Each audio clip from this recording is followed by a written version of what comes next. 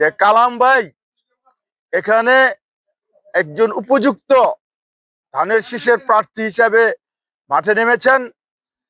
তার উত্তরসূরি আবু কাউসার আশা করি ভবিষ্যতে এর হাল ধরবেন। কারণ এই এলাকায় বন্দরে যেই মধ্যস্থল, সেখানে তার ভূমিকা, তাদের নিবাস এবং তাদের বংশাবলী নারায়ণগঞ্জ সদর থেকে শুরু করে বন্দরে পর্যাপ্ত আছেন এবং আমরা তার সহযোগী হিসাবে আজীবন থাকবো যে পর্যন্ত। আসুন, কালাম ভাইদের ফ্যামিলিগতভাবেই মানায়। উনি ইচ্ছা পোষণ করছিলেন যে এবার তার শেষ নির্বাচন। আশা করি উনি বিপুল ভোটে নির্বাচিত হবেন। মানুষের পর্যাপ্ত সাড়া। গতকাল আমরা 19-20 ওয়ার্ডে গণসংযোগ করেছি, সেখানেও বিপুল পরিমাণ মানুষের সাড়া আমরা পেয়েছি এবং তিনি বারবার এই আসন থেকে নির্বাচিত হয়েছেন। বেঁচে থাকি, আমরা কালাম সাহেবের সাথে আছি এবং তিনি ইনশাল্লাহ এই ত্রয়োদশ সংসদ নির্বাচনে বিপুল ভোটে জয়ী হবেন এবং আমরা ওভাবেই আগাচ্ছি সামনে। আশা করি 12ই ফেব্রুয়ারির নির্বাচনে আমরা ডোর টু ডোর মানুষকে এনে আবার পুনরায় কালাম ভাইকে বিজয়ী ঘোষণা করানো হবে।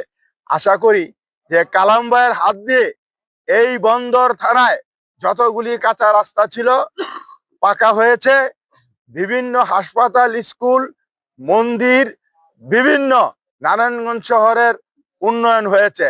তিনি তিনবার নির্বাচিত এমপি ছিলেন এবং আমাদের তিনি শ্রদ্ধার পাত্র এবং সে আমাদের সবসময় স্নেহ করে থাকেন এবং যে কোনো মানুষ তার কাছে সরলে যেতে পারবে। আমি আশা করি যে কালাম ভাই যদি এবার সংসদ সদস্য নির্বাচিত হয়, আমি ওনাকে দেখেছি ফজর নামাজ পড়েই তিনি টেবিলে তার দরজা খোলা রেখে বসে থাকেন জনসাধারণের সেবা দেওয়ার জন্য। আশা করি তার এই আচরণ এবং তার এই ব্যবহারে মানুষ সন্তুষ্ট এবং তারে বিপুল ভোটে জয়ী করবেন। আরো আশা করি যে আমাদের যে নেতাকর্মীরা বিপুলভাবে, আমাদের মধ্যে কোনো দলাদল ভেদাভেদ নাই, আমাদের এখানে কোনো স্বতন্ত্র বা কোনো রেশ নাই। এই কারণেই তিনি বিপুল ভোটে সর্বাত্মকভাবে পাশ করবেন এবং আমরা এই জন্য তার শুভাকাঙ্ক্ষী হিসাবে আশা করি তিনি পাশ করলে আমাদের বন্দরে নতুন করে আধুনিকায়নের ছোঁয়া পাবে।